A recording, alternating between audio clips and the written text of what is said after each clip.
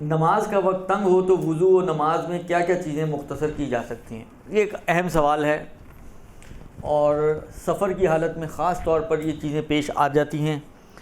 اور ایک زمانہ تھا کہ لوگوں کے اندر سفر اتنا زیادہ نہیں ہوا کرتا تھا، مگر آج کی دنیا میں سفر بہت زیادہ ہو گیا ہے، لہذا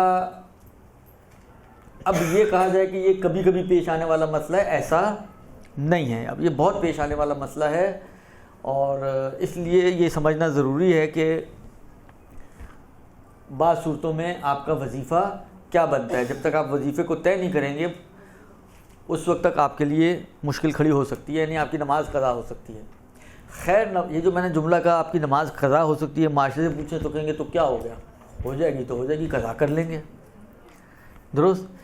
جبکہ یہ وہی والی بات ہے، کہنے کے لیے تو بہت آسان ہے کہ ہو جائے گی تو ہو جائے، قضا کر لیں گے، لیکن حقیقت میں اگر آپ دیکھیں ایک مومن کے لیے یہ مشکل مرحلہ ہوتا ہے۔ اس کی نماز کا چھٹ جانا وہ اہم ترین عبادت کہ جس کو خدا نے کسی بھی حالت میں چھوڑنے کی اجازت نہیں دی۔ دیکھیں، روزہ، بیمار ہیں اللہ کہتا ہے چھوڑ دو، سفر میں ہے اللہ کہتا ہے چھوڑ دو، درست؟ موارد موجود ہیں جہاں پہ شریعت کہتی ہے کہ روزہ چھوڑ دو، مسئلہ نہیں ہے، بعد میں دیکھ لیں گے۔ اچھا، اس میں بھی بعض صورتوں میں بعض میں قضا ہے، بعض صورتوں میں قضا بھی نہیں ہے، درست؟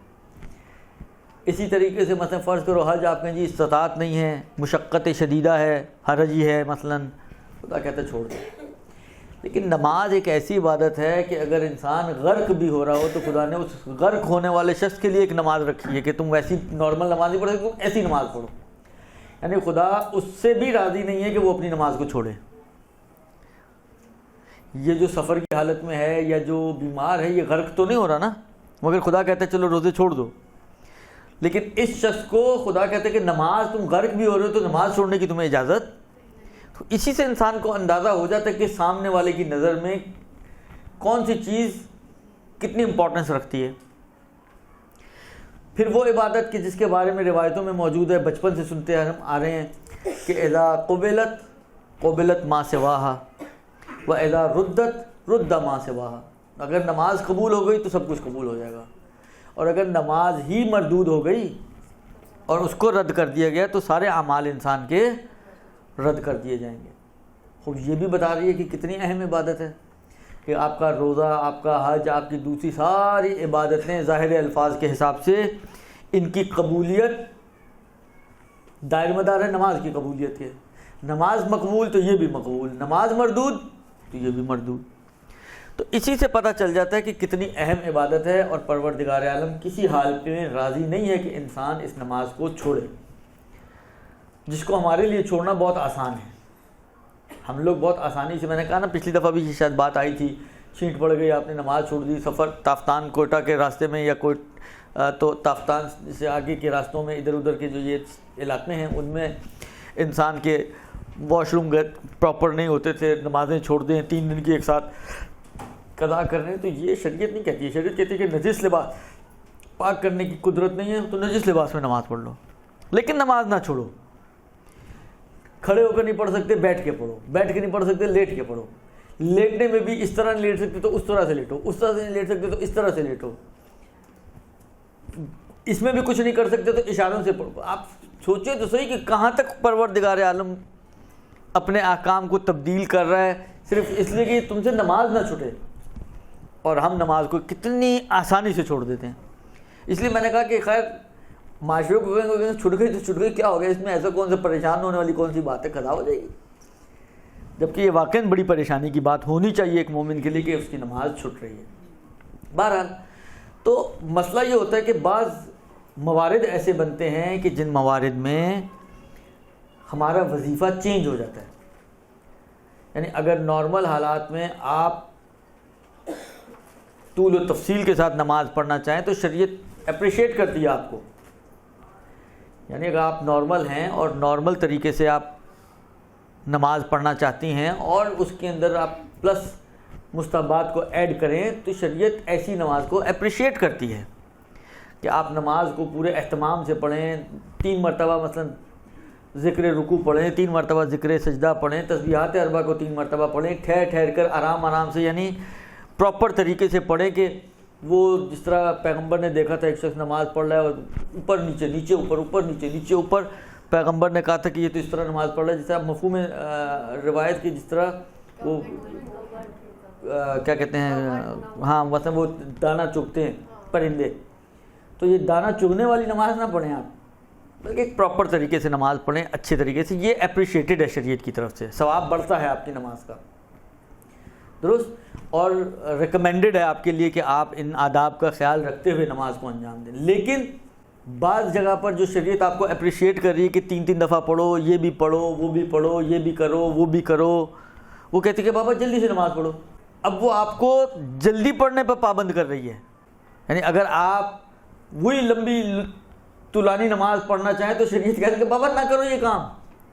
بعض اوقات حرام کی حد تک پہنچ جاتا ہے یہ چیز، یعنی شریعت اس لمبی نماز پر سزا دے گی. تو یہ اب اچھا ایک چیز میں اور یہاں پہ بات آئی، ایک بات اور آپ کو عرض کروں. دیکھیں ہمیشہ یاد رکھیں کہ جو بھی عبادت ہے عبادت کو عادت نہ بنائیں، عبادت کو عبادت رہنے دیں. ہماری جو مشکل ہوتی ہے وہ یہ ہوتی ہے کہ ہم جو عبادت ہوتی ہے اس کو بنا دیتے ہیں عادت. جب وہ بن جاتی ہے عادت تو اس کے علاوہ میں تسلی نہیں ہو پاتی، دل ہی مطمئن نہیں ہوتا. لیکن جب آپ عبادت کو عبادت سمجھتے ہوئے اور امر الہی سمجھتے ہوئے انجام دیتے ہیں تو پھر آپ کا مورد نظر خدا ہے نا. خدا نے کہا لمبی، آپ نے کہا چشم لمبی. خدا نے کہا چھوٹی نماز، آپ نے کہا چشم چھوٹی نماز. پھر آپ کو کوئی ملول نہیں ہوگا کہ یار میں نے آج لمبی نماز نہیں پڑھی، اس لیے کہ خدا نے آپ سے مانگی نہیں لمبی نماز. خدا نے کہا چھوٹی نماز پڑھو تو صحیح چھوٹی نماز پڑھ دو آپ. اس وقت آپ کا مورد نظر خدا کی ذات ہے، آپ نے اس کو خوش کرنا ہے، اس کو راضی کرنا ہے.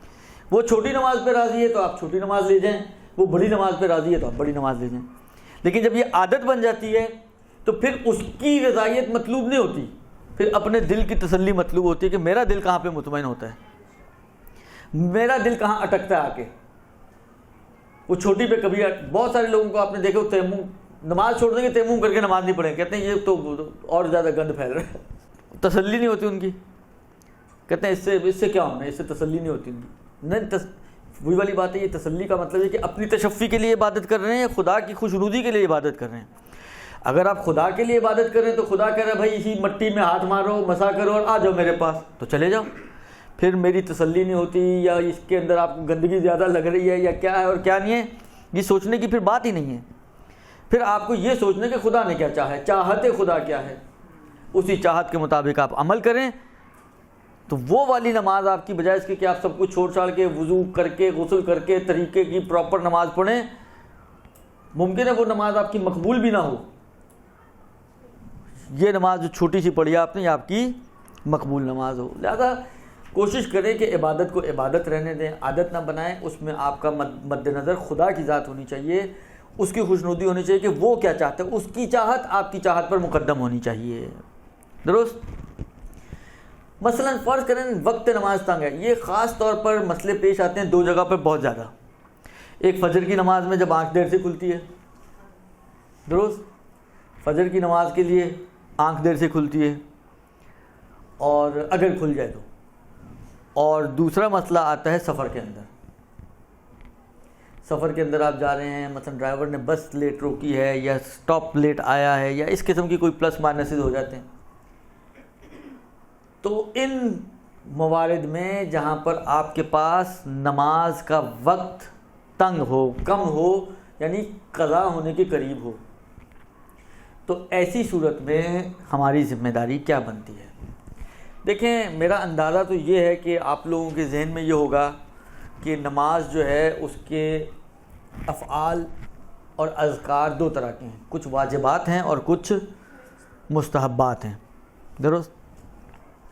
مثلا پہلی تکبیر جس کو تکبیرۃ الاحرام کہتے ہیں یہ واجب. اس کے بعد جتنی بھی تکبیریں ہیں وہ سب مستحب. مستحب اور واجب کا ڈفرنس تو میرا نہیں خیال کہ مجھے اس کلاس کو بتانے کی ضرورت ہو کہ واجب میں چھوڑنے کی گنجائش نہیں ہوتی، مستحب میں چھوڑنے کی گنجائش ہوتی ہے. تو یہ تو بتانے کی ضرورت نہیں میرا خیال ہے. درست. خوب. عرض خدمت یہ ہے کہ کچھ افعال و اذکار واجب، کچھ افعال و اذکار مستحب.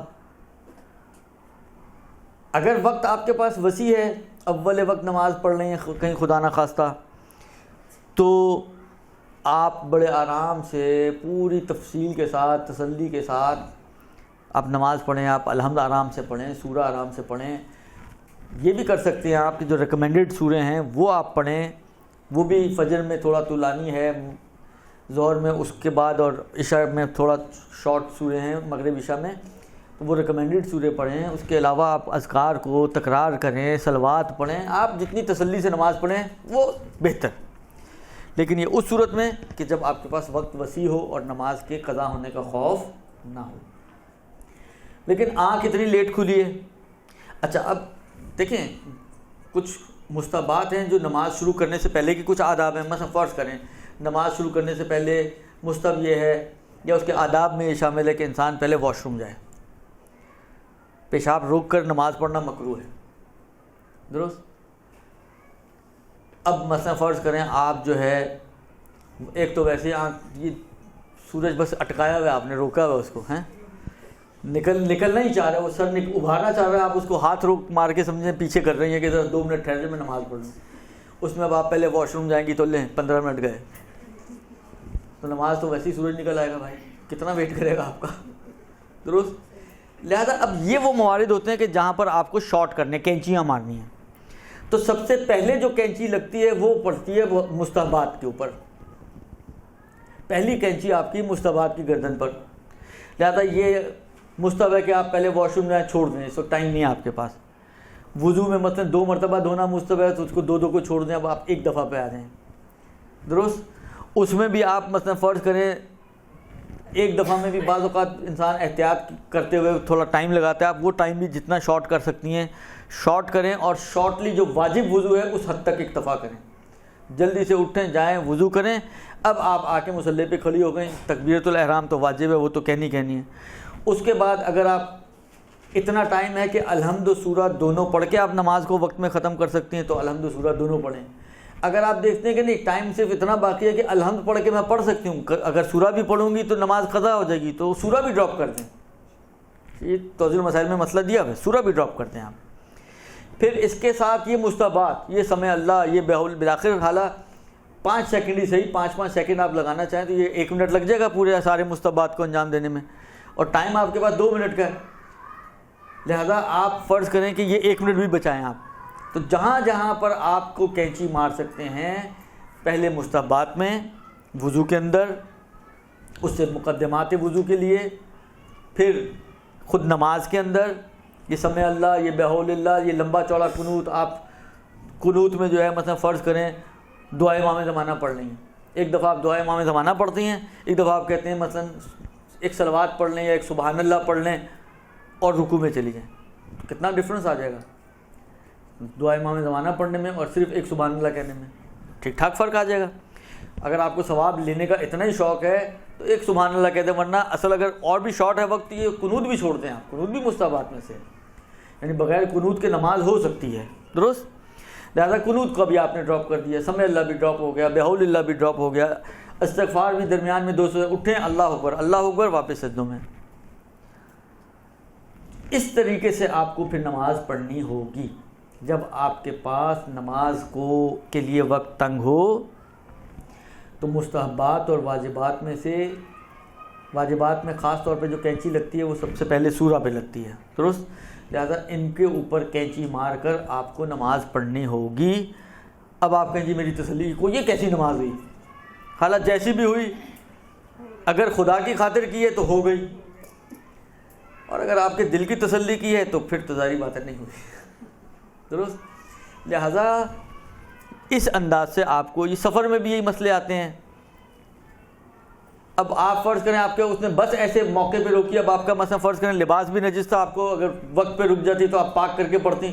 اب آپ کے پاس نہیں ہے ٹائم اتنا کہ آپ چینج کریں یا کیا کہتے ہیں اس کو پاک کریں, اسی لباس میں آپ پڑھ لیں نماز. اب بجائے اس کے کہ آپ نماز چھوڑ دیں, خدا تو آپ کو کہہ رہے کہ بابا اسی لباس میں پڑھ لو, تو پڑھ لیں. پھر اگر آپ چھوڑ لیں تو اس کا مطلب ہے کہ آپ پھر خدا آپ کا مطمع نظر نہیں ہے, آپ کے مطمع نظر آپ کا اپنا دل ہے, وہ نہیں مانا, لہذا آپ نے چھوڑ دی, درست.